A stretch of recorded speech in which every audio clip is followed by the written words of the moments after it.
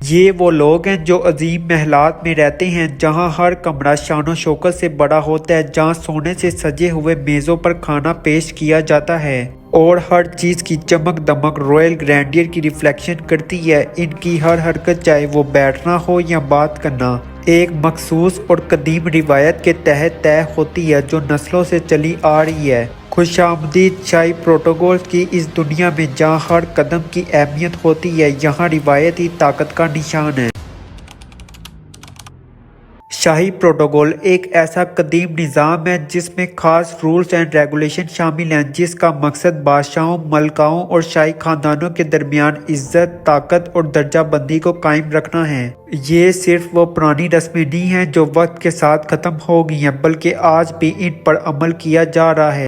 چاہے وہ برطانیہ ہو، سعودی عرب، تھائی لینڈ ہو یا مراکش، ان اصولوں پر سختی سے عمل کیا جاتا ہے۔ آج ہم آپ کو شاہی پروٹوکولز کی وہ سخت ترین اور حیران کن باتیں دکھائیں گے جس کے بارے میں آپ نے شاید کبھی نہ سنا ہو۔ سب سے پہلے بات کرتے ہیں لباس کی، کیونکہ شاہی دربار میں آپ کا لباس صرف آپ کی خوبصورتی نہیں دکھاتا بلکہ آپ کی قسمت کا بھی فیصلہ کرتا ہے۔ اگر آپ نے غلط رنگ چنا یا لباس کا انداز شاہی روایت کے مطابق نہیں ہوا تو یہ بہت بڑی بے ادبی سمجھی جاتی ہے۔ شاہی دنیا میں ہر رنگ، ہر کپڑے اور ہر انداز کا اپنا ایک خاص مطلب ہوتا ہے، جس کی خلاف ورزی آپ کو عزت کی بجائے شرمندگی کا سامنا کرا سکتی ہے۔ مثلاً برطانیہ میں سیاہ لباس صرف اور صرف سوگ یا غم کے موقع پر پہنا جاتا ہے۔ اگر کوئی بغیر کسی شاہی اجازت کے سیاہ لباس میں دربار میں آ جائے تو یہ ایسا ہے جیسے آپ پورے دربار کے اصولوں کو نظر انداز کر رہے ہوں۔ یہ عمل سخت بدتمیزی تصور کیا جاتا ہے۔ دوسری طرف سعودی عرب میں بادشاہ یا ولی عہد سے ملاقات کے لیے روایتی عربی لباس پہننا لازمی سمجھا جاتا ہے۔ مرد حضرات توب پہنتے ہیں اور خواتین عبایا اوڑھتی ہیں، کیونکہ یہ عاجزی، عزت اور سخاوت کی نمائندگی کرتا ہے۔ اگر کوئی ان روایت کا خیال نہ رکھے تو اسے گستاخی سمجھا جا سکتا ہے۔ جاپان میں بات اور بھی نازک ہو جاتی ہے۔ شہنشاہ سے ملاقات کے لیے خصوصی طور پر رسمی جاپانی لباس پہنا جاتا ہے۔ عام روز مرہ کے کپڑوں میں جانا تو دور کی بات ہے، اگر لباس میں تھوڑی سی بھی بے احتیاطی ہو جائے تو یہ شدید بے ادبی اور توہین سمجھا جاتا ہے۔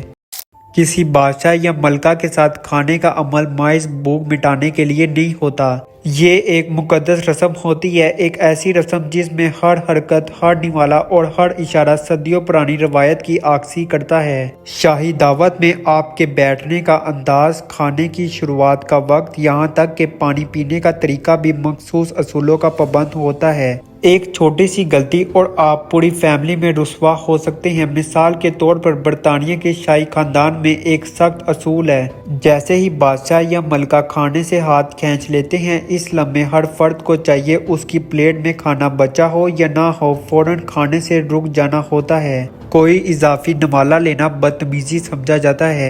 اسی طرح جب شاہی دعوت کا آغاز ہوتا ہے تو کوئی مہمان اس وقت تک کھانے کا پہلا نوالا نہیں لے سکتا جب تک بادشاہ یا ملکہ خود کھانے کی ابتدا نہ کریں۔ اس کا مطلب یہ ہے کہ شاہی مہمانوں کو مکمل عاجزی اور احترام کے ساتھ بادشاہ کے اشارے کا انتظار کرنا ہوتا ہے۔ اگر ہم مشرق وسطی کے شاہی پروٹوکولز کی بات کریں تو وہاں شاہی دعوتیں اکثر ایک خاص روایت سے شروع ہوتی ہیں، یعنی کھجور اور ارب کاوے کے ساتھ۔ یہ مہمان نوازی اور امن کی ایک خوبصورت علامت ہوتی ہے، لیکن یہاں بھی محتاط رہنا ضروری ہے۔ بہت سے مشرقی درباروں میں کھانے کے دوران اگر کسی نے غلطی سے اپنے پاؤں کے تلوے دوسرے کی طرف کر دیے، یوں کہیں کہ شاہی دعوت میں بیٹھنا، کھانا اور ہر حرکت کرنا سب کچھ صدیوں کی تربیت اور تہذیب کا حصہ ہوتا ہے، جہاں کھانے کا مطلب صرف پیٹ بھرنا نہیں بلکہ عزت اور روایت کی مکمل پاسداری ہے۔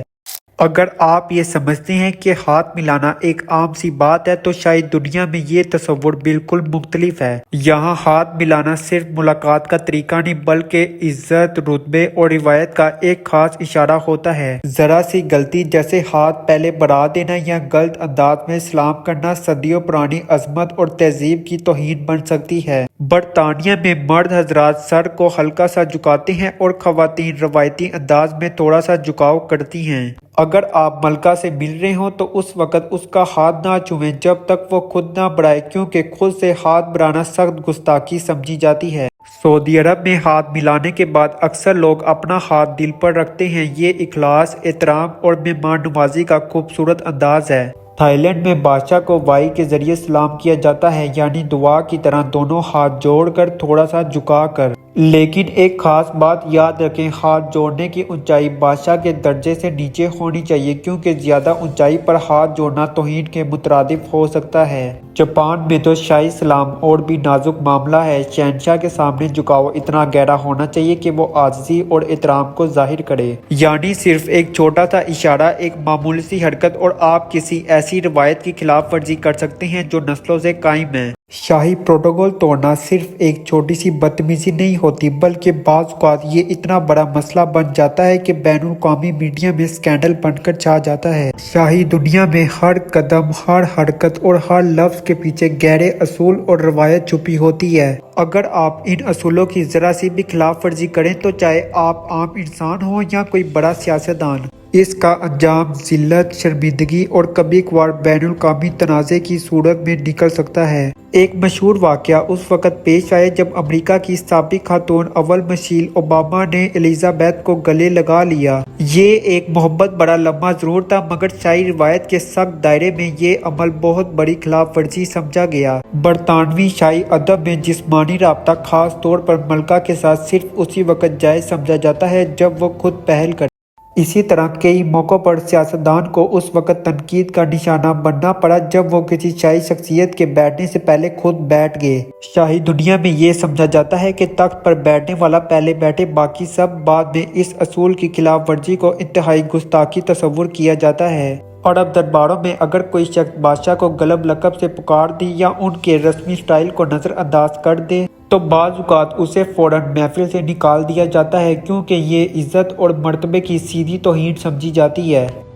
آج کی اس تیز رفتار اور مصروف دنیا میں جہاں سب کچھ بدلتا جا رہا ہے، شاہی پروٹوکولز ہمیں ایک ایسے دور کی جھلک دکھاتے ہیں جہاں روایت، عزت اور وقار ہر چیز سے بڑھ کر ہوا کرتے ہیں۔ یہ وہ زمانہ تھا جب الفاظ سے زیادہ خاموشیاں بولتی تھیں۔ اگر کبھی قسمت آپ کو کسی بادشاہ یا ملکہ کے سامنے لا کھڑا کرے تو صرف یہ نہ سوچیں کہ آپ کسی باعزت شخص سے مل رہے ہیں۔ در حقیقت آپ ایک ایسی دنیا کے دروازے پر کھڑے ہو گئے ہیں جہاں ایک قدم، ایک سلام یا ایک لفظ آپ کی عزت، آپ کا رتبہ اور شاید آپ کا مستقبل بھی طے کر سکتا ہے، کیونکہ شاید دنیا میں یہ صرف ادب کا معاملہ نہیں، یہ بقا کی جنگ ہے۔